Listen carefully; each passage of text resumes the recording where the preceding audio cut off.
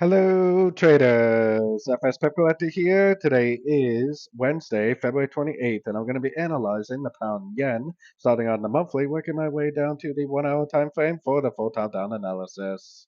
So on the pound yen, I still think this looks like a 1, 2, 3, and I still don't even see that the wave 3 is over.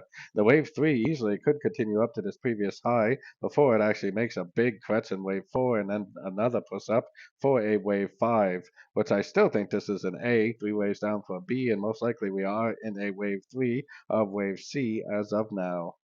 So let's take a look at it on the weekly time frame. On the weekly time frame, I still think this is an uptrend. I mean, there's no doubting that this is continuing to make higher highs, higher lows. I was kind of wondering if this was a subdivision 1, 2 of 3, and then this was like a 3 of 3, a 4 of 3, and now we're probably in a wave 5 of wave 3. But until these higher time frames tell me otherwise, I am definitely bullish, and I'm definitely going to continue to look for longs in an uptrend.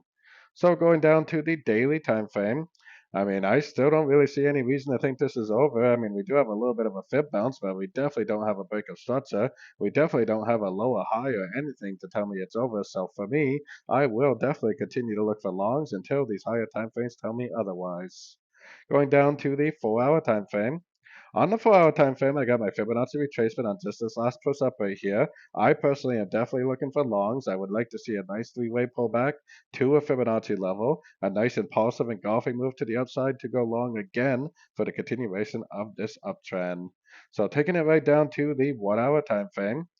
1 hour time frame, I mean, it is starting to get pretty impulsive up. I mean, I still kind of feel like it needs to go down more to at least touch one of these fib levels. But if it does end up closing as a big engulfing candle, I mean, it might be worth getting long because it could very easily just keep on trending up. Like I said, the higher time frames are definitely still in an uptrend. Until see otherwise, I would definitely continue to look for longs at the end of pullbacks for the continuation of this uptrend. Whether it just keeps on trending up now or whether it continues down to a fib level, I guess is yet to be determined. Either way, I am definitely going to be going long at the end of this correction for the continuation of the uptrend. So don't forget to join my free Discord channel. The link for that is on the screen and in the description. Thanks and happy trading.